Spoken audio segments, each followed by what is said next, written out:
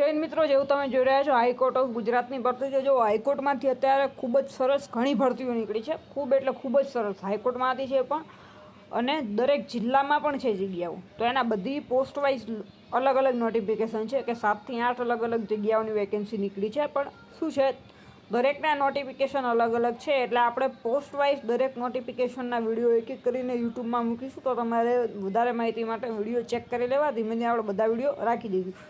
તો પહેલો આપણો આજે છે બેલીફ પ્રોસેસ સર્વર. ઠીક છે, કે એ બધું ચકાસણી કરવાનું, જોવાનું ને એવું બધું આવે કામકાજ.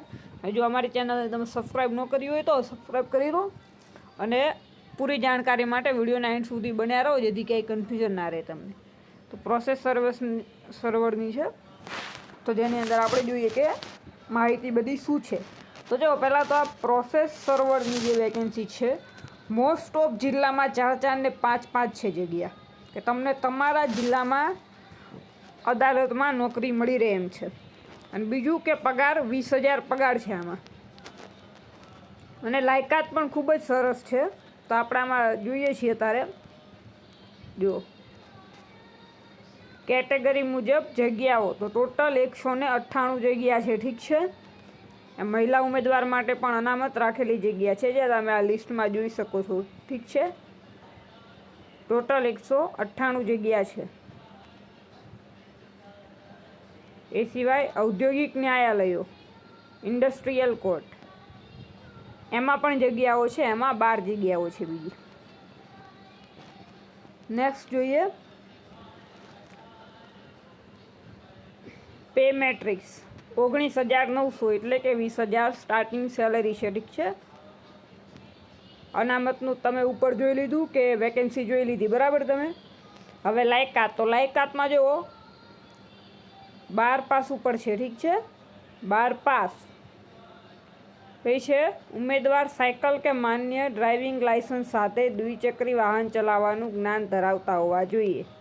એટલે તમારે ચકાસણી ચેક કરવાનું હોય તો એના લીધે બીજી જગ્યાએ જોવા માટે જવું પડે.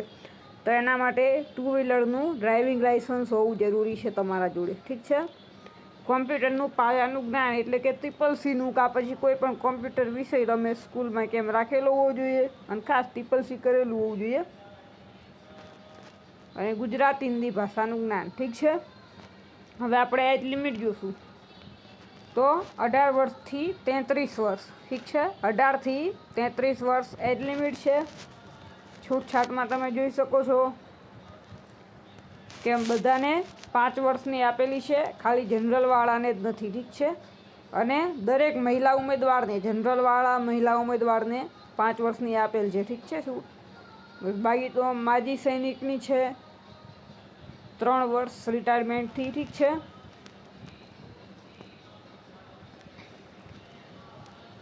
નેક્સ્ટ આપણે જોઈશું અંદર પરીક્ષા ફી અને ભરવાની રીત. તો પરીક્ષા ફી જો જનરલવાળા માટે 1,500 રૂપિયા છે. ઠીક છે, જનરલવાળા માટે 1,500, બાકી બધા માટે 750 ફી, અને જે બેંક ચાર્જ લાગતા હોય એ, અને સિવાય ફોર્મ ભરવાનું જે ચાર્જ થતો હોય એ.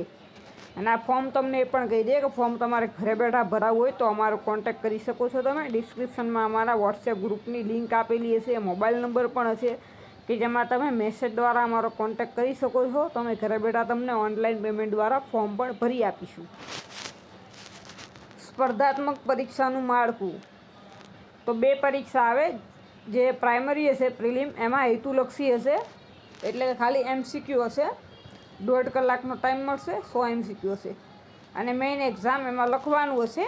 એમાં કંઈ વધારે નથી, નિબંધ ને ફકરા ઉપરથી પ્રશ્નોના જવાબ ને એવું બધું જ છે. એમાં 3 કલાકનો સમય આપવામાં આવશે, 100 ગુણનું પેપર હશે.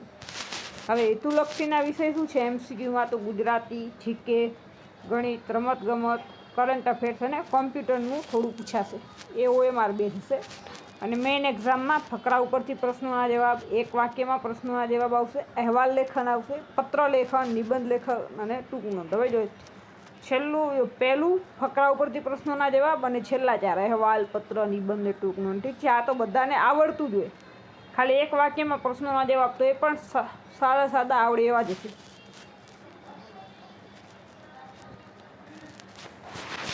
હવે આપણે આમાં પોસ્ટનું ને એનું જોઈએ. ઠીક છે, જો આની વેબસાઇટ છે SCOS HC ઓજાસ ગુજરાત ગવર્મેન્ટ.in, ઠીક છે. એના ઉપરથી તમે ફોર્મ ભરી શકો છો. આ બધી વેકેન્સી છે જિલ્લા વાઇઝ, દરેક જિલ્લાઓમાં છે વેકેન્સી, જે તમે જોઈ શકો છો.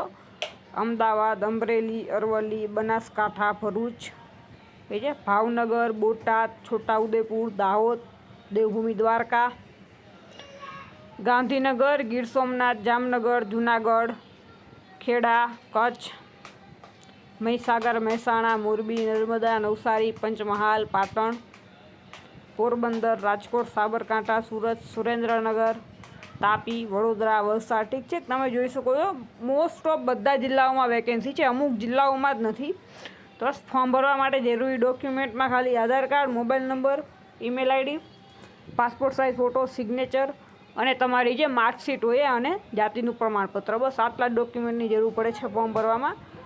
અને ફોર્મની વેબસાઇટ અમે તમને કહી દીધી, ઘરે બેઠા ભરાવું હોય તો પણ ભરાઈ શકો છો. અને છેલ્લી ડેટ છે એ થંબનેલમાં લખેલી છે, લાસ્ટ ડેટાની, જે તમે જોઈ શકો છો. આવા જ વિડીયો માટે અમારી સાથે બન્યા રહો. જય હિન્દ, જય ભારત.